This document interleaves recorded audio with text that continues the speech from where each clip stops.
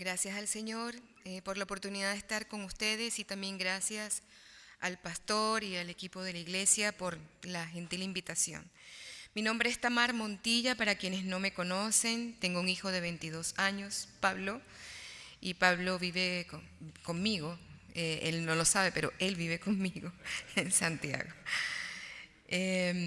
Soy, por la misericordia del Señor, estoy con la responsabilidad del decanato académico en el Seminario Teológico Bautista, ubicado allá en Santiago, en Chile, en Santiago. Gracias, querida, muy amable. Y les decía que para mí, no solamente que es una gran responsabilidad, es un honor de parte de Dios poder servir en esa área y también estar en una iglesia que responde tanto a la capacitación de sus siervos y siervas. Yo hacía un balance y he visto, he reconocido entre ustedes, pastores, hermanos y hermanas en la licenciatura, en el diplomado de estudios misiológicos. También he sabido que participan en los cursos cortos y realmente bendice mi vida estar en una iglesia que tiene una respuesta tan contundente en el ministerio. Así que eso también para mí es de alegría. Igualmente sirvo como parte del equipo pastoral de la iglesia CEVAP. Ya tengo allí unos 5 años también como parte del equipo pastoral. Soy venezolana, así que también vengo de Venezuela, ya por 6 años acá en Chile. Y también desde Venezuela estaba en el ministerio pastoral y en el ministerio de la educación teológica, para servirles. Bien, como ya hemos orado y también hemos sido introducidos de alguna forma por nuestro director, nosotros queremos hoy hablar acerca de Jesús, un modelo de amor y misericordia. Y para eso queremos reflexionar en el Evangelio de Lucas, uno de los evangelios más prácticos que encontramos en el Nuevo Testamento y práctico desde el punto de vista de las relaciones humanas. Y quisiera pedirles que abran en el capítulo 10 un relato muy conocido, Jesús y el samaritano. Y vamos a leer los versículos desde el 25 hasta el 37.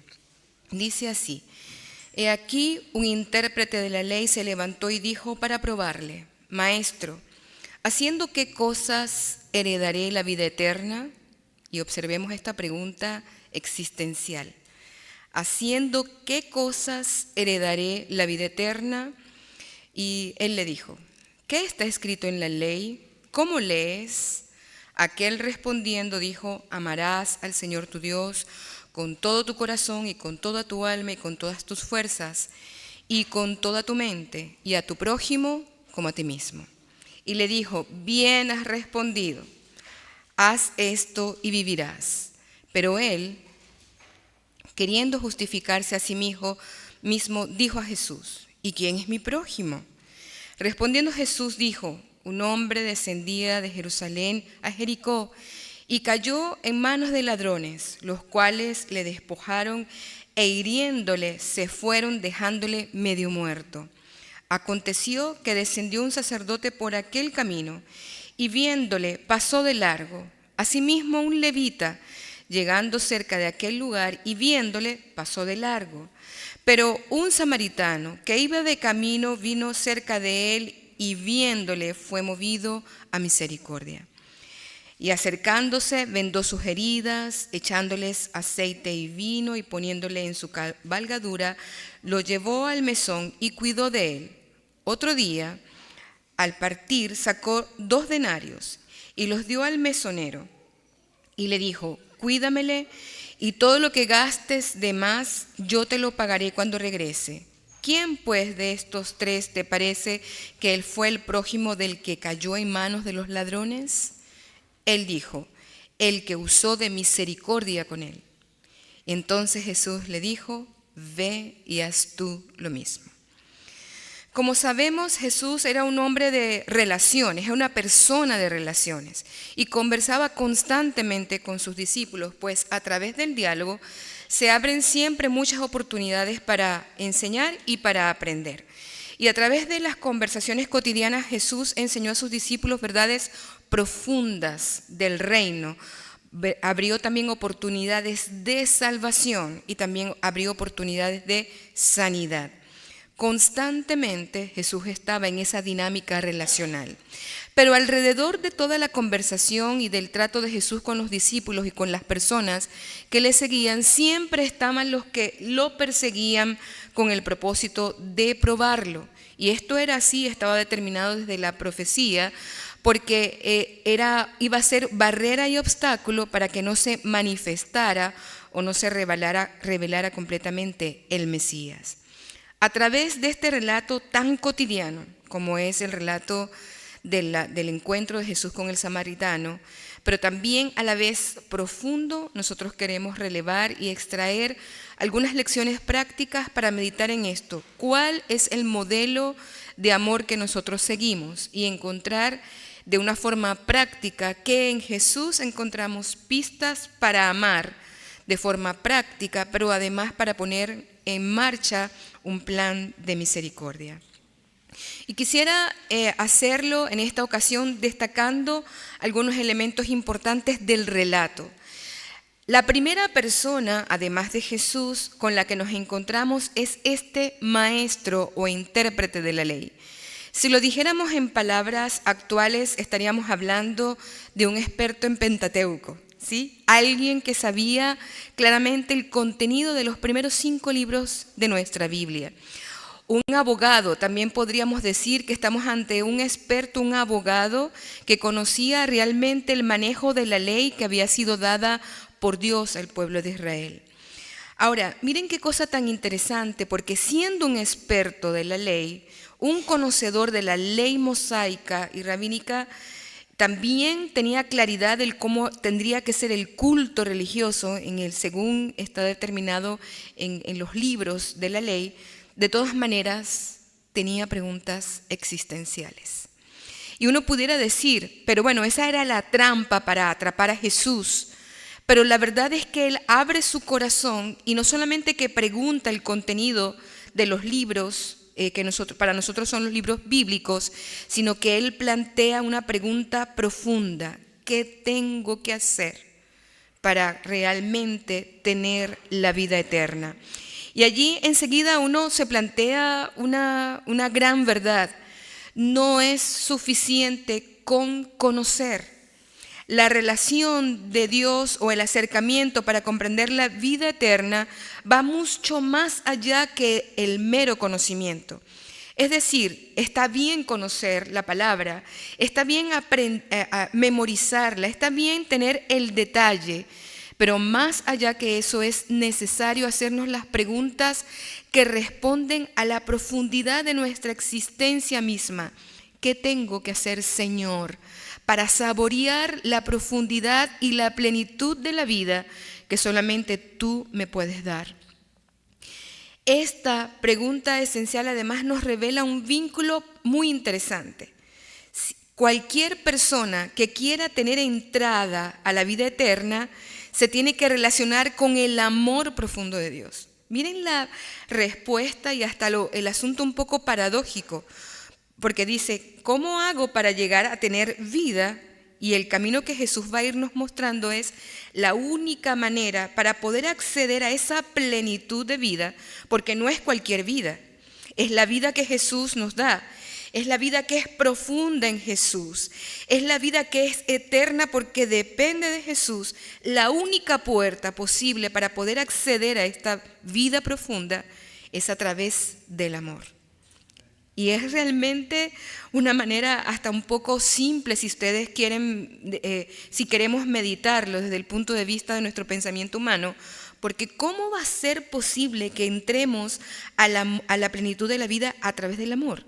Por supuesto que en este caso no estamos hablando sino del magnífico amor de Dios manifestado por Jesucristo y que nosotros realmente podemos disfrutar por la presencia del Espíritu Santo, lo cual realmente nos lleva a unas profundidades de la verdad en la palabra del Señor. Pero antes de continuar, necesitamos también, o quisiera más bien invitarles a que nos detengamos brevemente en el camino. Fíjense que estamos tratando de dibujar la escena. Entró allí en la escena el experto en la ley. Pero antes de avanzar, pensemos un poco en el camino. Estamos hablando de un relato que transcurre en el recorrido entre Jerusalén y Jericó. Este era un trayecto bastante transitado porque muchas personas tenían que recurrir a él para poder trasladarse al templo, para ir al templo o para regresar del templo. Dicen los estudios geográficos que probablemente entre un lugar y el otro podían haber entre 27 y 30 kilómetros de diferencia. Además, este recorrido de Jerusalén a Jericó era caracterizado por ser un camino sinuoso, muchas curvas, rocosos, con altos y bajos. Y por eso, como les puse allí en la PPT, este camino, porque tenía muchas cuevas y lugares para esconderse, era conocido como el Camino Rojo. Rojo por la cantidad de sangre que se derramaba por los asaltos que cometían los ladrones para agredir a unas probables víctimas.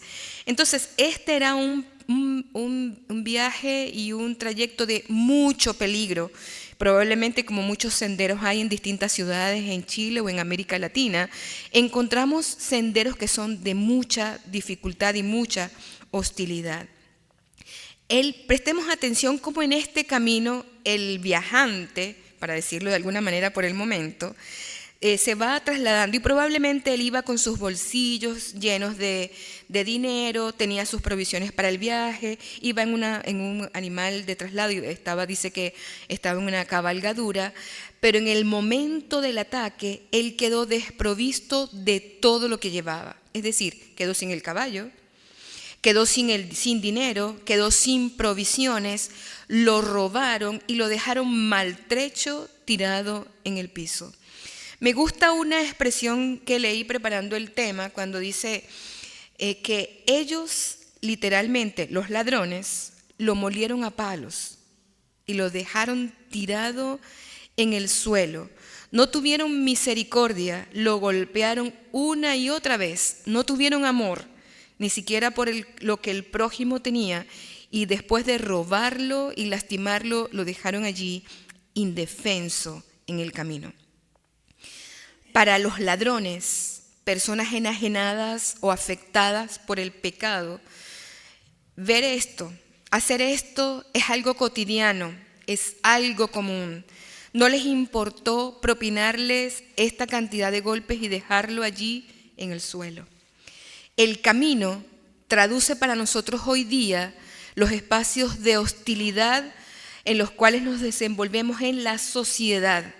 Encontramos diferentes lugares de hostilidad, no solamente un camino. Digamos, hay rutas físicas, geográficas en que verdad hay peligros, pero hay otras instancias de la sociedad donde encontraremos a personas violentas, agrediendo física, verdad, verbal, espiritual, emocional o por negligencia a las personas. Y a nosotros nos toca identificar cuáles son las rutas de hostilidad en las cuales nos encontraremos a personas en situación similar a estas, en las que se requiere que como personas creyentes en Cristo y como iglesias, comunidades de fe, nos podamos activar para poder ayudar a quienes han robado. Pero hay otro nivel del robo o del hurto que tiene que ver con con la obra de Satanás. Si vamos haciendo el paralelo, por ejemplo, con el capítulo 10 de Juan, encontramos que antes del anuncio de Jesús de la vida eterna y la vida plena, dice que Satanás vino ¿a qué? A robar, a hurtar y a destruir. Y Jesús dice, pero yo he venido para que tengan vida y la tengan en abundancia. Y por eso es tan importante ir haciendo las comparaciones, cómo este camino de hostilidad representa la pretensión de dominio de Satanás y cómo se va levantando un modelo a través de ese samaritano que provee vida y no cualquier vida, vida eterna. Este no es un tema menor, porque el llamado que nos está planteando la palabra es asumir un modelo, el modelo de Jesús, no cualquier modelo, el modelo de Jesús que nos permite estar alertas, atentos para reconocer por dónde debemos transitar para responder a la necesidad circundante. Acentuemos un poco las características del viajero, este viajante, esta persona que se está desplazando de un lugar a otro. Podemos estar de acuerdo en que es una víctima, es la persona que está. El versículo 30, si ustedes están siguiendo y los que están también por las redes, dice, estamos leyendo Juan 10 y ahora nos detenemos en el versículo 30. Dice, cierto hombre iba caminando, cierto hombre se iba trasladando y de esa manera nos encontramos con una persona que está en el camino. Y sigue diciendo que este cierto hombre, esta cierta persona comienza su recorrido y ya describimos un poco lo que pasó. Recordemos que el relato del samaritano emerge o surge en la boca de Jesús para tratar de explicar qué es esto o cuál es el camino para llegar a la vida eterna. ¿Sí? Nos hemos saltado intencionalmente algunos versículos a los cuales volveremos en un ratito más. Pero cuando Jesús introduce el tema de este relato, Él está tratando de explicarle a este experto en la ley lo que tenía que hacer para que tuviera una comprensión real de cómo llegar a la vida eterna. Y eso no lo debemos perder de vista. Para el maestro de la ley, que sabía todos los detalles, no era comprensible, no podía entender quién era el prójimo. Y yo creo que una palabra que nos puede ayudar a pensar en el prójimo es la palabra próximo. Si tú piensas en tu próximo, ¿quién es tu próximo? Tu familia, tu esposa, tu esposo, tus hijos. ¿Quién es tu próximo aquí ahora? La persona que tienes más cerca. A veces la palabra prójimo nos pone muy lejos a las personas. Este maestro judío necesitaba saber quién era su próximo. Para los judíos de aquel tiempo no había lugar para los gentiles. Y yo creo que esto es importante que lo notemos. No había lugar para los enfermos, ni para los niños, ni para las mujeres, ni para las personas en condiciones especiales. No había lugar para los que tenían tormentos espirituales, ni para los endemoniados. Entonces ellos tenían una comprensión muy reducida de quién era el próximo. Recordemos que la ley sanitaria, por ejemplo, establecía que los leprosos tenían que estar a los alrededores de la ciudad. O que, por ejemplo, las personas, hay diferentes, no creo que sea necesario tanto ampliar en este sentido, pero en esa comprensión, el próximo tenía un perfil que dejaba por fuera a una cantidad grande de personas. Cuando pensamos en la víctima, en el viajero, quizás otra pregunta importante que podamos hacernos, y por eso en este caso les planteé algunas preguntas, es cómo interpretó el viajante lo que le estaba pasando. ¿Cómo interpretó él su experiencia? ¿Cómo se sintió él en el momento en que fue golpeado? ¿Cómo se sintió él después que quedó despojado de todo lo que tenía y se halló lanzado en el suelo? ¿Cómo se habrá sentido? ¿Abandonado? Quizás se preguntó, ¿por qué me está pasando esto a mí? ¿Dónde está Dios? Presupongamos que Él viene del templo. ¿Por qué me pasa esto justo después que yo vengo del templo? Si me he entregado en sacrificio a Dios. Y yo creo que cuando nosotros estamos en esas situaciones nos hemos planteado preguntas similares. Y les quiero también comentar que probablemente cuando hablemos con personas en sufrimiento nos encontraremos a personas que se harán preguntas similares, con dudas, con una sensación de abandono, con una idea de soledad, con una idea de que Dios está lejano, porque desde la experiencia del dolor o del golpe, probablemente las personas no puedan encontrar respuestas espirituales a sus preguntas existenciales. Entonces fíjense qué profundo mirar también el relato desde cómo lo vería la víctima, cómo lo vería este hombre que quedó maltrecho, tirado en el suelo. Cuando estamos tirados allí, no dimensionamos el amor de Dios. Por eso nosotros necesitamos a alguien que nos ayude a comprender que a pesar del dolor que estoy pasando, Dios todavía me ama. Que a pesar de que yo no lo perciba, ni lo vea, ni lo escuche, de todas maneras Dios está a mi lado. Porque cuando yo estoy en el sufrimiento, probablemente yo crea que no merezco nada y sienta que Dios no está cerca. Yo creo, y podemos verlo por el relato, que probablemente esta persona se sintió así. Por eso necesitamos prepararnos y hacernos las preguntas que nosotros le haríamos a los ladrones. Ladrón, hurtador, tú que golpeaste, ¿por qué perdiste la sensibilidad humana? ¿Por qué perdiste la sensibilidad espiritual por el que estás sufriendo y no te importa causarle daño a otra persona? Y hagámonos la pregunta nosotros ahora, ¿por qué algunas veces hemos perdido la sensibilidad por el dolor de otra persona? A lo mejor no andaremos como los ladrones golpeando a los demás, literalmente hablando, pero probablemente sí nos comportemos insensibles a lo que está pasando.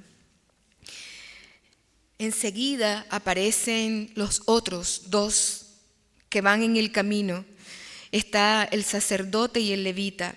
Y dice que en el versículo 31 y 32, aconteció que descendió un sacerdote por aquel camino y viéndole, ¿qué hizo? Pasó de largo. Y asimismo un levita, y llegándose un poquito más cerca de aquel lugar, viéndole, pasó de largo. Ellos iban y venían por el camino. Probablemente tomaron el camino para ir igual a Jerusalén, al templo, y tomarían el mismo camino de regreso. Y podríamos buscar algunas explicaciones para tratar de entender por qué nos acercaron.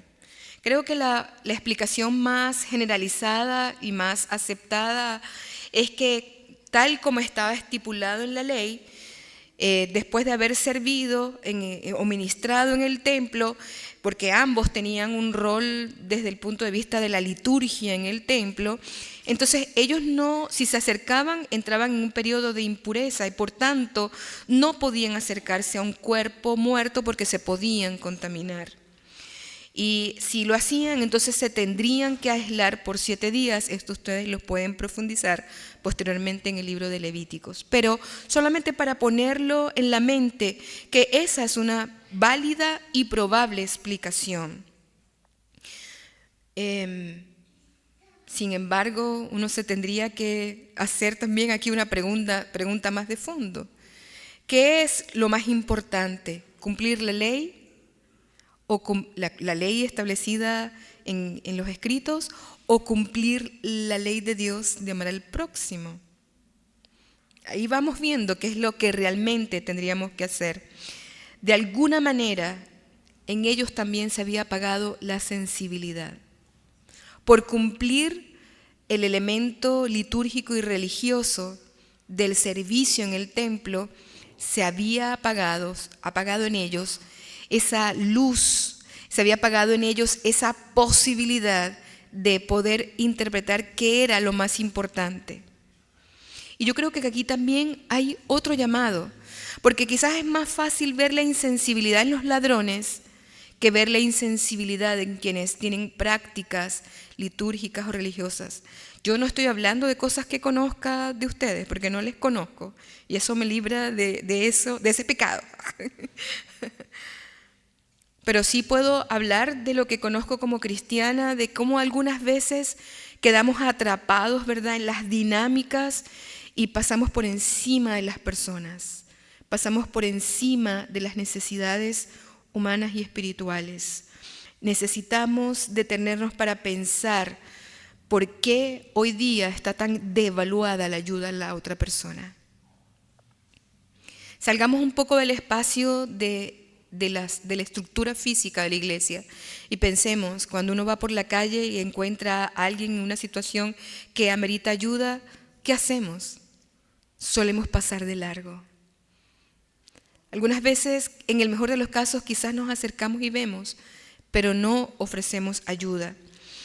Necesitamos emular la compasión y la misericordia que Jesús tuvo contigo y conmigo. Cuando recordamos el relato en Mateo 9, En los versículos del 35 en adelante dice que Jesús recorría las ciudades, las aldeas, permítanme, las plazas, los caminos, mirando compasivamente, porque sabía que las personas andaban como ovejas sin pastor, perdidas como ovejas sin pastor. Y cuando se acercaba, les predicaba, les enseñaba, los salvaba, los sanaba. Por eso el movimiento de Jesús, me gustó mucho la oración del pastor, porque la predicación, la palabra es dinámica, en tanto somos dinámicos los seres humanos. Y eso lo evidenciamos en el propio Jesús. Jesús estuvo moviéndose tanto como se movía la sociedad de su momento. Y al hacerlo, se activó, como pongo allí en el último punto, la misericordia, el Gesed de Dios.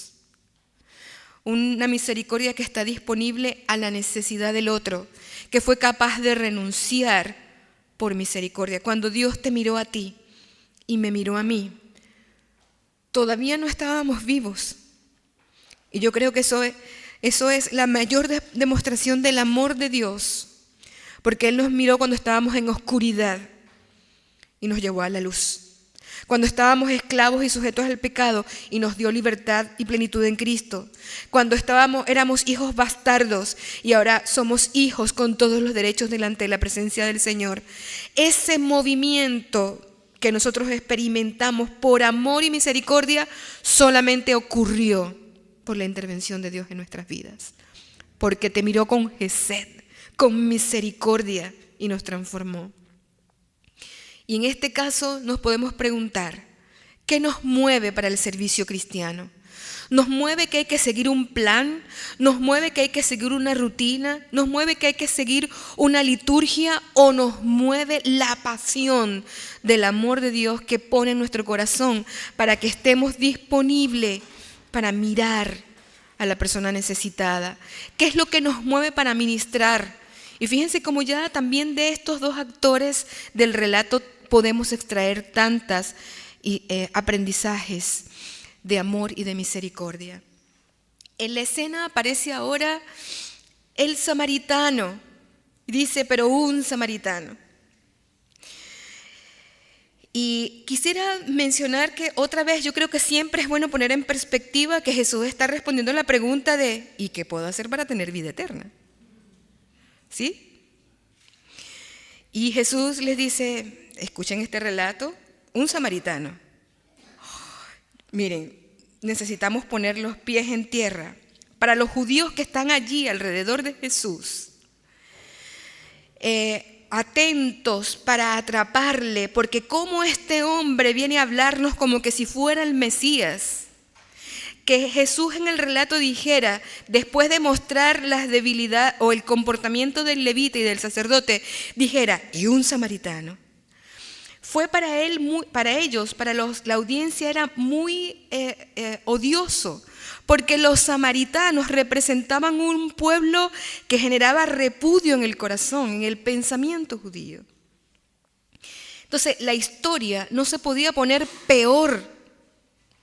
El levita no cumplió, el sacerdote no cumplió, y ahora este hombre que cree que es el Mesías viene a decir un samaritano.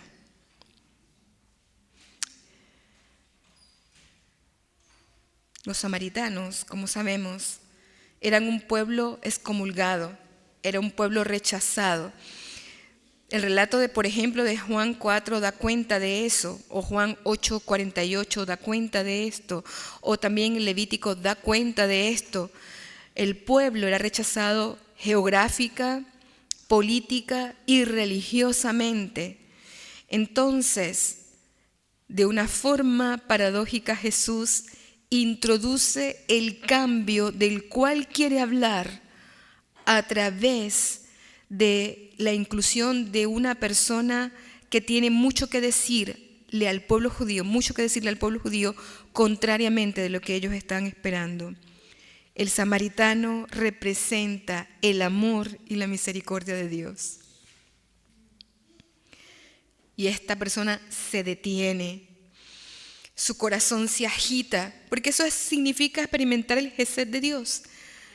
Su corazón se agita y mira a ese hombre maltrecho y malherido, tendido en el suelo. Entonces, dice, desmontó su cabalgadura, se dirigió hacia donde yacía el moribundo, se le acercó, le vendó las heridas echando aceite y vino, que era un acto para brindar los primeros auxilios físicos. Le lavó las heridas, lo desinfectó, le echó un bálsamo para hidratarlo, suavizarlo como que si fuera una especie de pomada. Y esta primera atención permitió que aquel maltrecho hombre sobreviviera. Y yo creo que inmediatamente a nuestras mentes puede venir la idea de que hay acciones que tendremos que tomar como un ABC de primeros auxilios físicos o de otra naturaleza para garantizar que una persona sobreviva y acompañarle para que ella no viva en sobrevivencia, sino que viva, asuma la posibilidad de una vida plena. Pero en primer lugar tenemos que brindar esos primeros auxilios. Y no solamente que lo atendió allí en terreno, sino que además lo llevó a un lugar. Compasivamente el samaritano cambió su agenda. Por eso estamos hablando, si queremos asumir el modelo de amor y de misericordia, estamos hablando de un cambio radical. El samaritano cambió su agenda, sacó sus recursos, lo atendió en el momento, lo entregó en el mesón y se comprometió con volver. Y nosotros muchas veces lo que queremos hacer es brindar una atención asistencialista, solo lo que podemos hacer en el momento. Pero no me pidas que me cambie la agenda porque estoy muy ocupado, muy ocupada. No me pidas que haga algo más porque para eso quizás necesitemos pensar en un ministerio de misericordia, pero yo no tengo la posibilidad de eso. O algunas veces diremos, ¿y si se trata de una trampa? Vamos a estar de acuerdo que era posible que fuera una trampa. O que argumentemos, es que tengo que ir al templo porque no me puedo desviar porque no sé si me van siguiendo. Pero en la lógica humana nosotros encontramos muchos argumentos para no asumir nuestra tarea. Hay tantas heridas. Las heridas físicas visibles, escuchaba el testimonio del hermano Cris, y sí hay tantos espacios donde de forma física tenemos que atender, pero hay otros espacios donde tendremos que atender espiritualmente, emocionalmente, como hablábamos ayer. Hay tantos espacios de ministerio y nosotros seguimos pasando rápido, corriendo, no nos detenemos, encontrando excusas. Este buen hombre venció las barreras culturales y religiosas, venció su propia comodidad, venció su propia diferencia sociocultural y religiosa, como ya he mencionado, e incluso venció su propia necesidad y se conectó de una forma íntima con lo que el reino le estaba pidiendo. No es una petición de una jefatura, cualquiera me refiero. Es la petición del reino que nos pide reciprocidad. Y finalmente llegamos a Jesús, que es eso que ha estado puesto allí, y veamos un poco los primeros versículos. Jesús le responde al maestro de la ley en cuanto a la pregunta de qué hacer para la vida eterna. Le dice, ¿qué está escrito en la ley? ¿Cómo lees? ¿Qué es lo que sabes? Realmente es eso lo que le está preguntando. ¿Qué es lo que sabes? Y aquel le respondió, amarás al Señor tu Dios con todo tu corazón y con toda tu alma y con todas tus fuerzas y con toda tu mente. Esta definición es de las más amplias que encontramos en el Evangelio. Y el Señor le dijo, bravo, bien, buena respuesta. Haz esto y vivirás. Fíjense la conexión entre la pregunta, ¿qué debo hacer para tener vida eterna? Y el Señor le dice, haz esto y vivirás.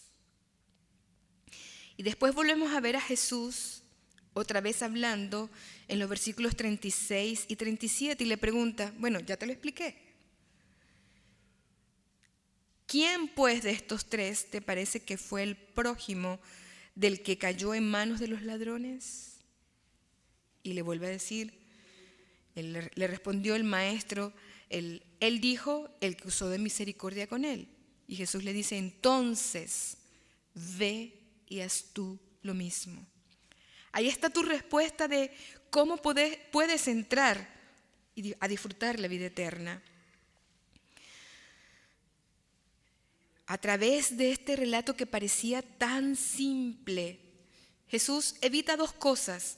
Entrar en la dinámica manipulativa, por una parte, pero además dejarnos una tremenda y profunda enseñanza desde el punto de vista pedagógico. Necesitamos apropiarnos de este modelo. El amor y la misericordia de Dios están definidos. Claramente definidos. La definición del amor de Dios está en Dios mismo. Permítanme repasar brevemente 1 Juan 4. Dice, el que no ama no ha conocido a Dios, porque Dios es amor. Entonces, si nosotros queremos practicar el amor de Dios, necesitamos definir adecuadamente el amor. No estamos aquí hablando de amor estorge, ni estamos hablando aquí de amor filial, mucho menos estamos hablando de amor eros, estamos hablando del amor ágape. Y el amor ágape se define y se sostiene en Dios. Y por eso, si nosotros queremos adoptar el modelo de Jesús de amor y misericordia, lo primero que necesitamos es revisar dónde y en qué consiste nuestra definición. Porque lo que define cómo voy a amar es cómo yo defino el amor. Y si yo leo ese texto que acabamos de leer en 1 Juan 4, 7, 8, de ahí en adelante, la verdad esa es la carta del amor, por donde la tomemos, vamos a leer del amor de Dios. Entonces yo necesito conectar mi amor con el amor de Dios. Y es lo que acaba de proponernos el gran mandamiento. Es lo que Jesús le dice al maestro de la ley. Tú quieres disfrutar de plenitud de vida, entonces necesitas amar a la manera de Dios. Y a la manera de Dios habla de un amor exclusivo para Él, donde no hay competencias, donde no hay lugar para ninguna otra forma de amor. Amar a la forma de Dios significa que todo mi ser está disponible, y por eso la definición de este evangelio es tan potente, porque dice amar con todo. El ser, la mente, el corazón, las energías, la fuerza, con todo a Dios en primer lugar. Y además las otras definiciones son también importantísimas, porque significa amar al prójimo de esta manera que está modelado aquí, con renuncia, con cambios de agenda, entendiendo que la prioridad del reino es el servicio al próximo. Y eso habla de justa posición, eso habla de estar cerca del otro. Por eso esto es tan desafiante, porque no puedo amar desde mi comprensión, sino desde como Dios quiere que amemos. Y eso nos hace avanzar de la definición a la declaración, porque el amor de Dios no solamente que se define en Él, sino que se declara en Él.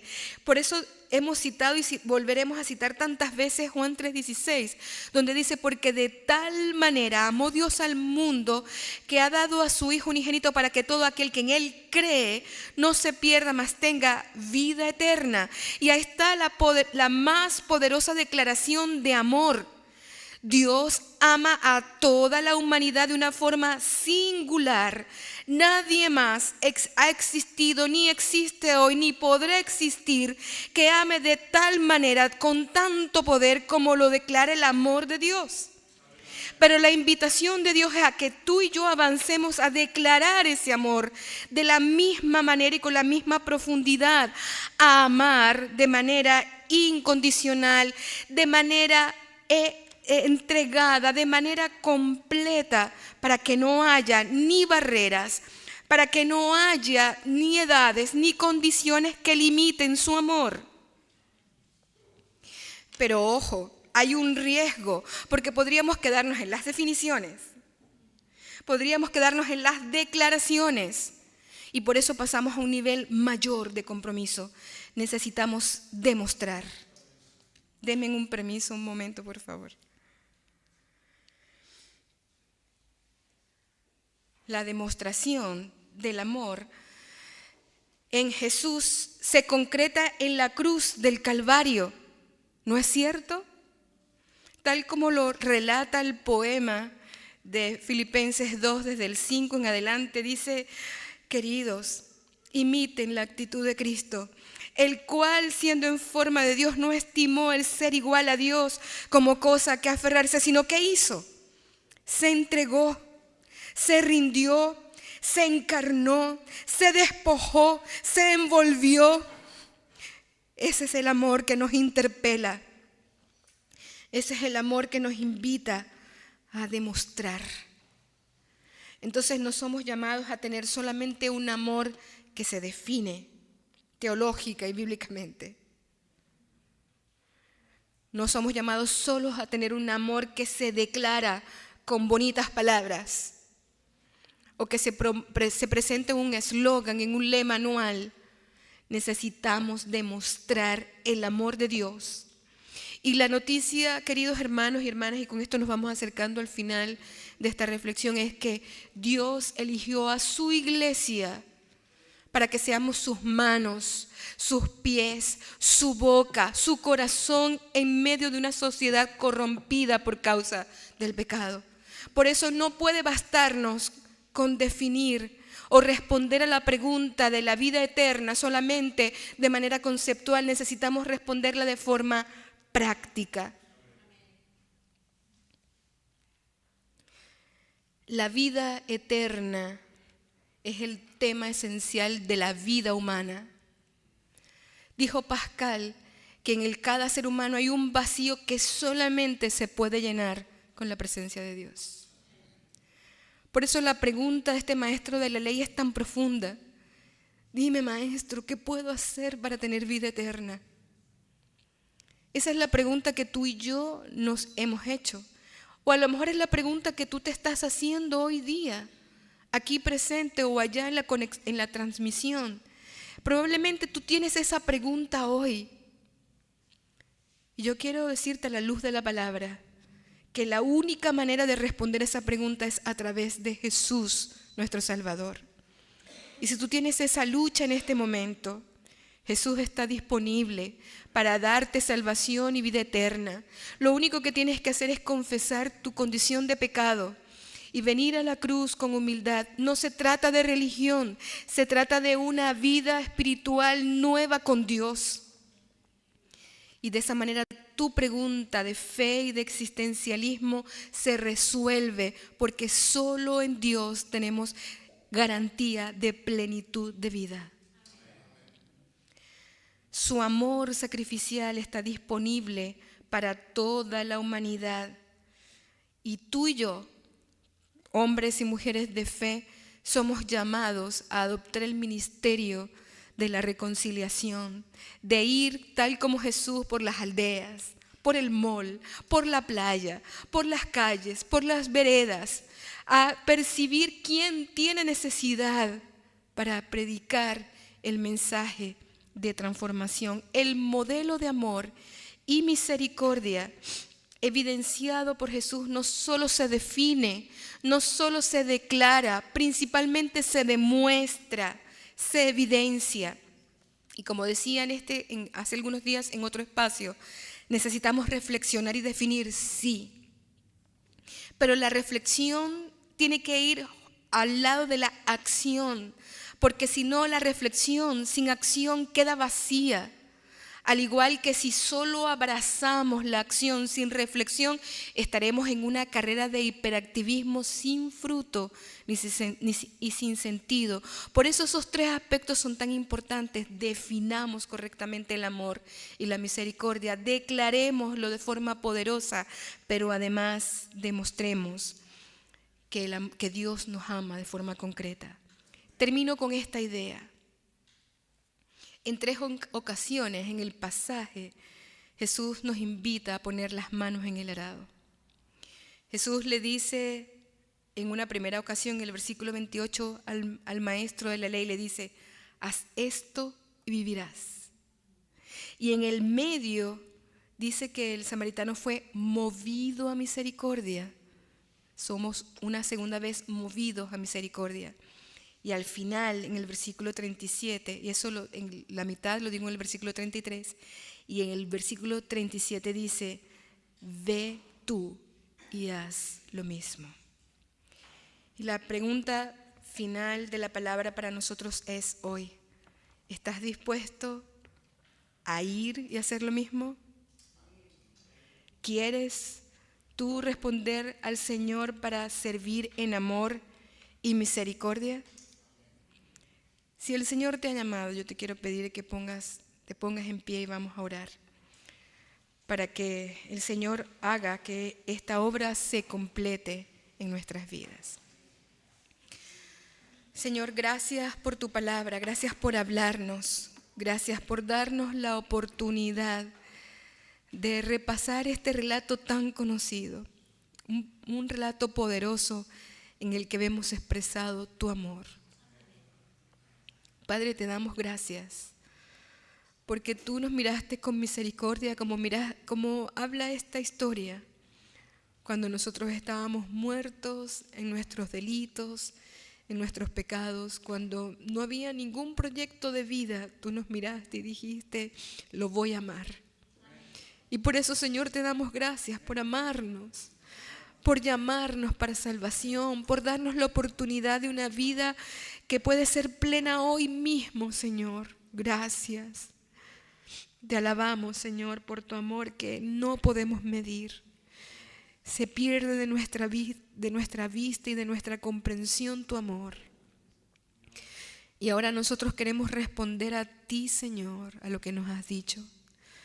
Te pedimos, Espíritu Santo, que tú toques nuestro corazón y que tú nos ayudes a cambiar nuestra estructura, nuestra agenda, a entender que los recursos que tenemos tú, Señor, los has provisto para que podamos servir a otras personas. Lo poquito que tenemos, Señor, queremos entregarlo a ti. Lo mucho que tengamos, queremos entregarlo a ti. Señor, úsalo para tu honra y para tu gloria. Ayúdanos, Señor, a ser sensibles a las necesidades de tantas personas. Hay personas que necesitan porque están enfermas en sus cuerpos o están atrapadas en sus luchas espirituales, mentales y emocionales. En el nombre de Jesús te pedimos que tú nos muevas como iglesia de Cristo esparcida en el mundo para que podamos ponernos al servicio tuyo y de tu reino y muchas personas te conozcan. En el nombre de Jesús también pedimos, Señor, si hoy hay una persona aquí luchando por salvación, te pedimos en el nombre de Jesús que tú operes la salvación. Espíritu Santo, convence tú de pecado y de necesidad para que realmente las personas puedan estar dispuestas a comenzar una vida significativa contigo. Oramos estas cosas en el nombre de Jesús y te damos gracias. Amén, Señor. Amén. Amén.